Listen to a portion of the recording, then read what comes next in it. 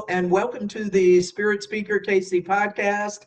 I am psychic medium Jamie Collins, and thank you for tuning in. I thought tonight I'm going to keep it brief, just a few minutes, but I think one of the things I'd like to talk about tonight is practice readings. Again, I tell you, a lot of times I run out of ideas about what the podcast should be about. So it's when people ask me questions or send me an email about something, and that's when I'm like, okay, I'll just talk about this on the podcast. And this is what happens with this tonight. So practice reading. So I had someone reach out to me who had been in a couple of my classes and was kind of asking what are some of the things I was telling them that this was a developing medium and wanting to know, okay, Jamie, you say practice readings, that try to get as many practice readings as I can, and what does that look like? What should I be expecting? What should I look for? And so this is kind of the conversation I had with that person. And first of all, what's the purpose of practice readings? Well, I know it seems pretty obvious. I tell people all the time, you can read all the books you want to, you can take all the classes you want to, but if you never practice giving readings, whether it's psychic or mediumship, what good is it really going to do? How are you learning? How do you develop? So what is the purpose of practice readings? Well, obviously, it's to learn how, one, to give a reading, two, how to work with spirit. So you've got to practice giving those readings. You've got to learn how you work with the clairs, clairvoyance, clairsentience, clairaudience, all of those. You've got to learn how we already know, right? We've talked about this. How does spirit communicate? Through the clairs. How are our loved ones, our guides, folks on the other side communicating with us? And it's through the clairs. And this is where practice readings come in. This is where we learn to develop our clairvoyance and all of the clairs. So one of the purposes is learning to work with the clairs, because I promise you, we all work different when it comes to the clairs. So it's about learning to work with the clairs. It's about learning to work with spirit, sensing spirit, feeling spirit, because whether it feels like it or not, when you're giving a practice reading, I tell people this all the time in my development circles that I have every other Wednesday. Whether you know it or not, you are working with spirit, and there are those on the other side that love helping us learn and develop our skill of mediumship. So a lot of times it's like, yeah, I don't know if they're interested. I promise you, they love to help us develop our mediumship. So this is an opportunity for you to work with spirit, to learn. Spirit learns you, how you work, what you like, what you don't like, or what's your strengths and what are some things that you need to work on. So this is an opportunity for you to work with spirit. It's besides learning to develop your clairs and spirit, this is an opportunity when we get practice readings, is where we can make mistakes, or learning what this means when this comes through, what it means when I see a red rose, what it means when I see a rainbow, what it means when I see a dog. So think of it this way: there's no pressure, no one's giving you any money for anything. This is an opportunity for you to make mistakes or to get it wrong. I always tell y'all that I'm a big sports fan. So it'd be like if you were practicing for a tennis tournament. You can read all the books you want about tennis. You can watch all the tennis you want to on TV, but you've got to get out there and play tennis. That's where you can make the mistakes and learn what you can and can't do. It's the same thing in a reading. This is where there's no pressure, because you're just learning how to connect with spirit, feel spirit, and develop your mediumship. So there really shouldn't be any pressure to make mistakes, or as we say, I didn't get it right or I got it wrong. Who cares? That's what practice is for. It's also one of the things I think is really important for developing mediums to remember is the information will come through at a slower pace. So you may watch Tyler Henry on TV or John Edward or any of the number of professional mediums in the world. And when they give a reading, it's like boom, boom, boom, boom, boom. There's very little pausing. They're getting that information. They're getting evidence. They're getting personality. It's smooth and they're just flowing. It will not work for you that way when you're a developing medium or first time.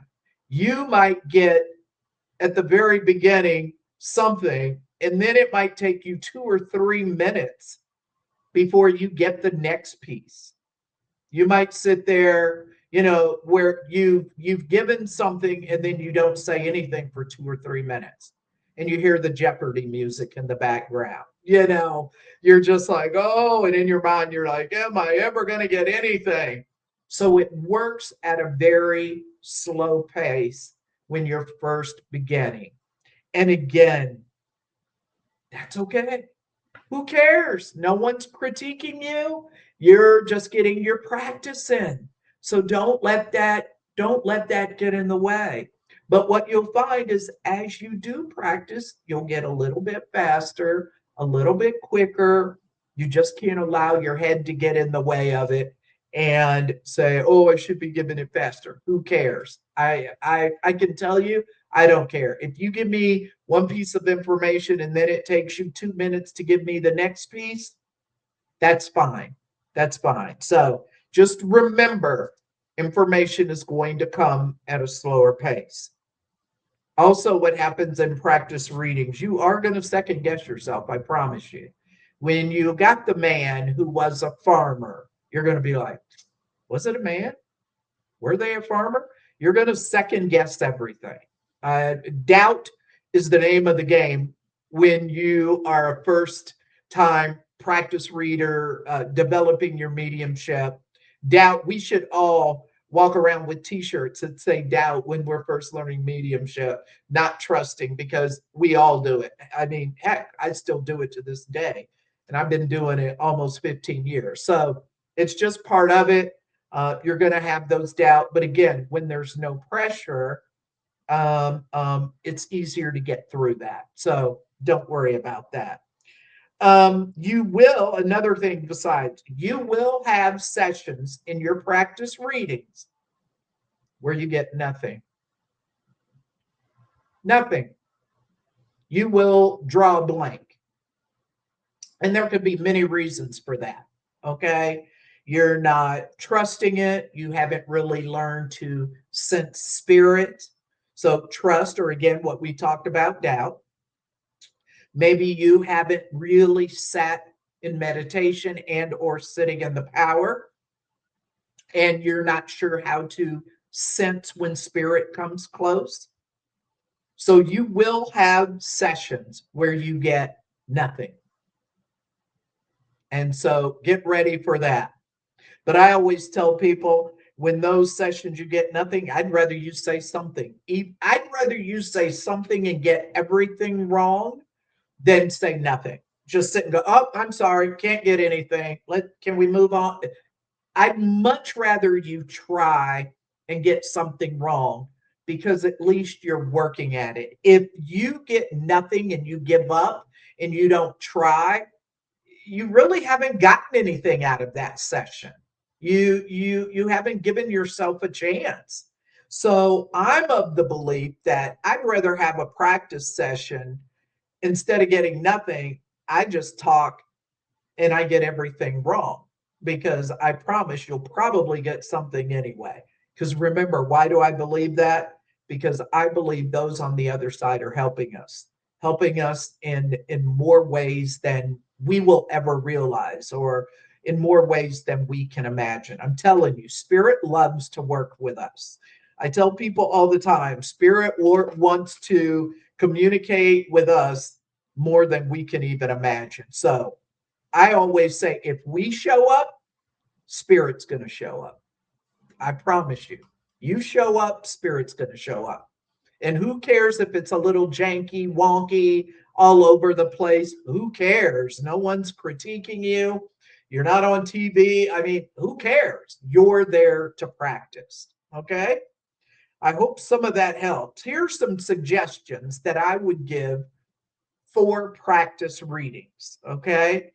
So maybe you're just starting out and you're starting with practice readings, and they can be friends, family. Again, everyone's different on the whole friends and family thing. There are some people who can read for friends and family. I don't. Friends, maybe. It depends on how well I know them. Family, I won't.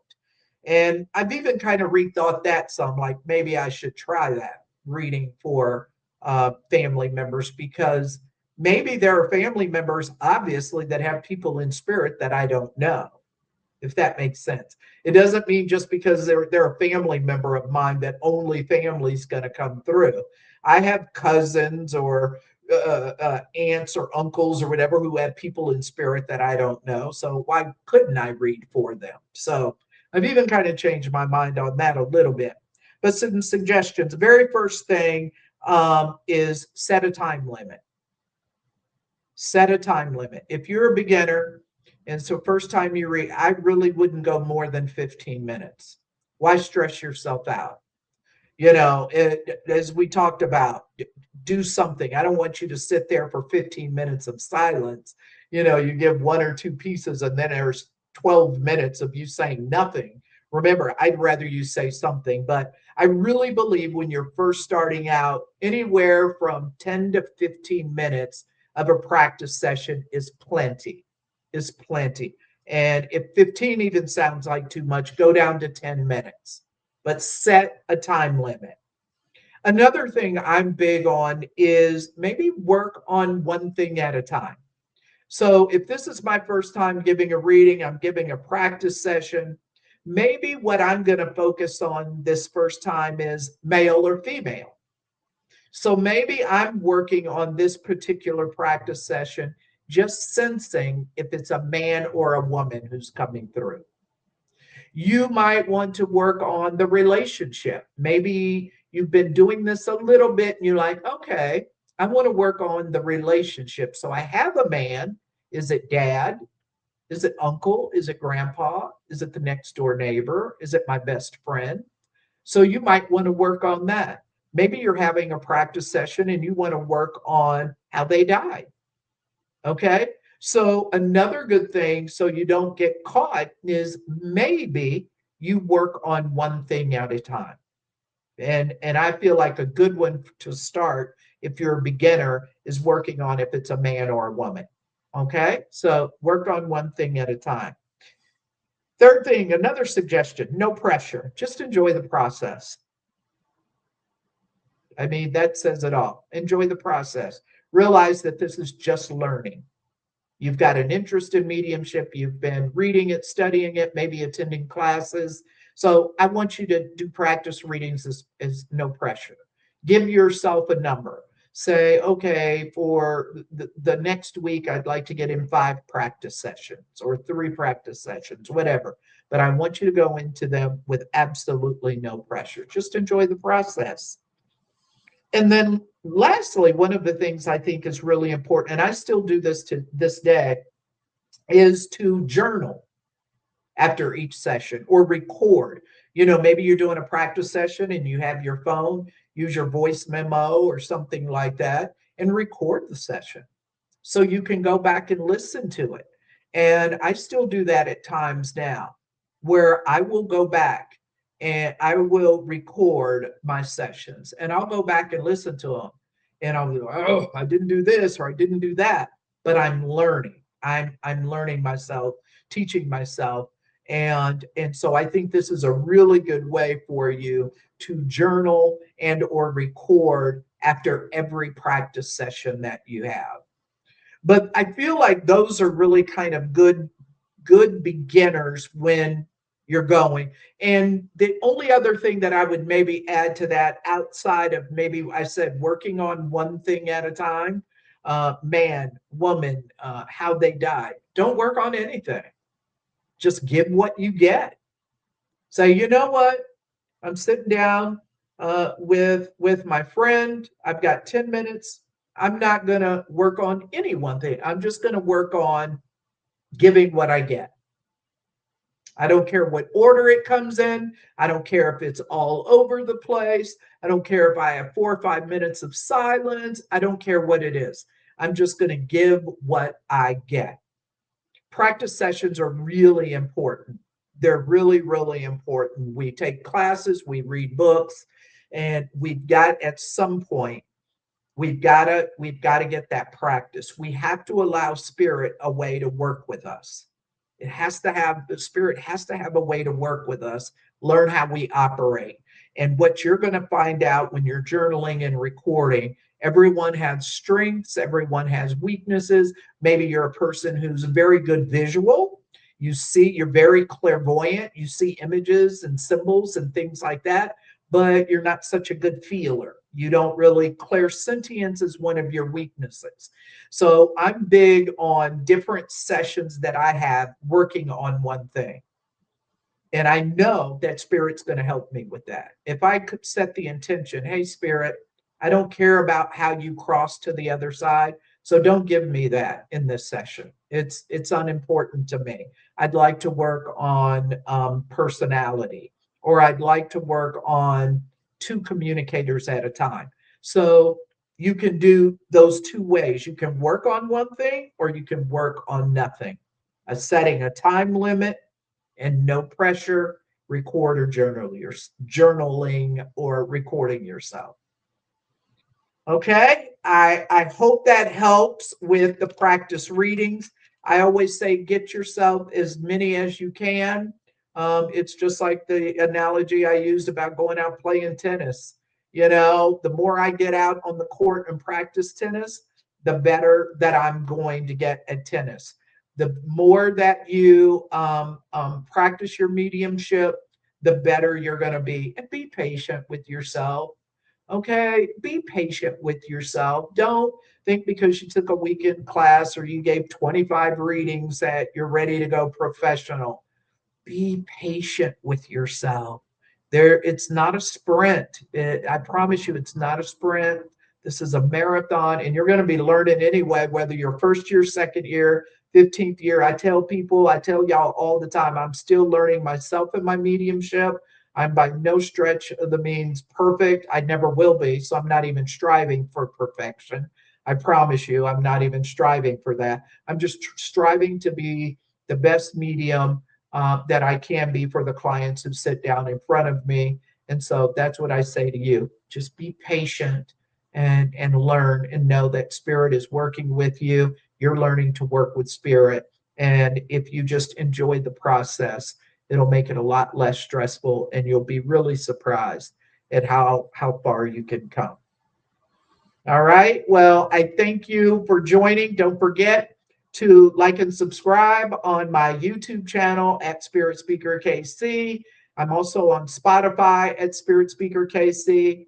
A reminder that I will be on the first Thursday of every month. I'll be going live on my Facebook page, Spirit Speaker KC, or in my personal Facebook page, Jamie Collins, also on my YouTube channel. So I'm excited about that, going live every month. I also have my friend Randy Blackman, who will be going live with tarot readings on my YouTube channel at Spirit Speaker KC on the third Thursday of every month. So we're going to see how that goes. I hope you enjoy that. I hope you will tune in, and I will see you next time.